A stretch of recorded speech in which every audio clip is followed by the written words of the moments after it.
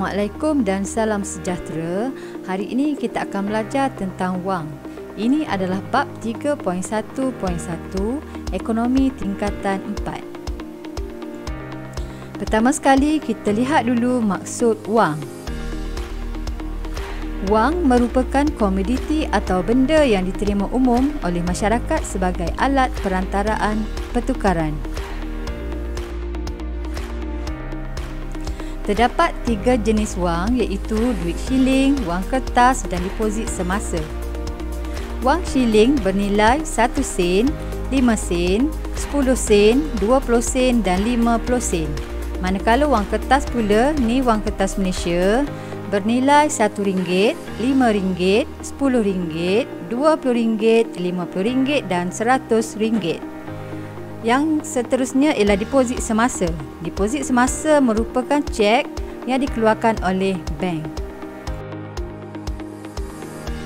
Dahulu, wang tidak digunakan. Masyarakat zaman dahulu menggunakan sistem barter untuk mendapatkan barangan.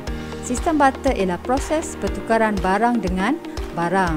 Okey, so kenapa wang wujud? Wang wujud hasil daripada kelemahan sistem barter.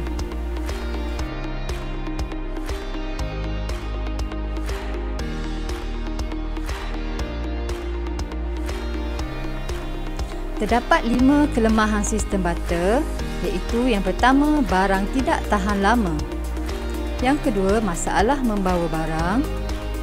Yang ketiga, masalah kehendak serentak. Keempat, kesukaran menentukan kadar pertukaran. Dan kelima, kesukaran membahagikan barang kepada unit yang lebih kecil.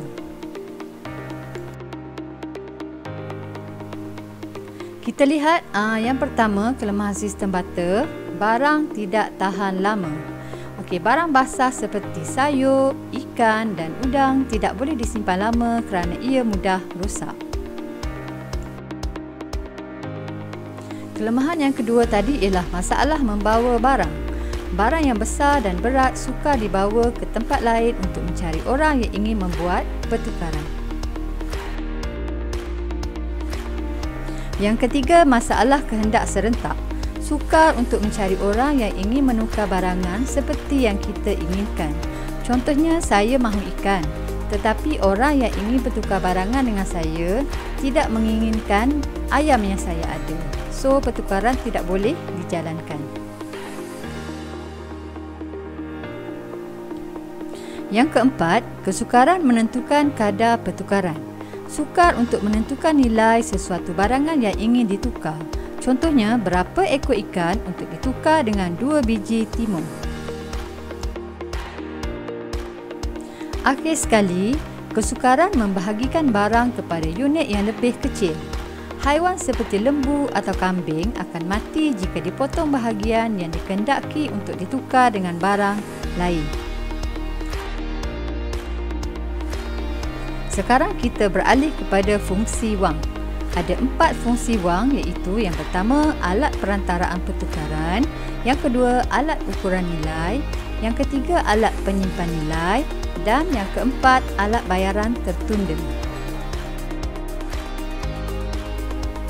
Kita lihat fungsi wang yang pertama, iaitu alat perantaraan pertukaran. Okey, semasa menggunakan sistem barter dahulu, kita sangat-sangat memerlukan kehendak serentak. Maksudnya, kita nak barang dia dan dia nak barang kita. Dan ini akan menyusahkan kerana susah untuk berlaku keadaan yang sedemikian. Dalam sistem wang ini, kita tidak memerlukan kehendak serentak. Seseorang hanya perlu membayar wang untuk mendapatkan barang tersebut. Lihat gambar dalam slide ini. Pemuda itu memberikan wang untuk ditukarkan dengan barang yang ingin dibeli. Fungsi wang yang kedua ialah alat ukuran nilai. Dalam sistem barter dahulu, kita sukar untuk mengukur nilai barang yang ingin ditukar dengan barang kita.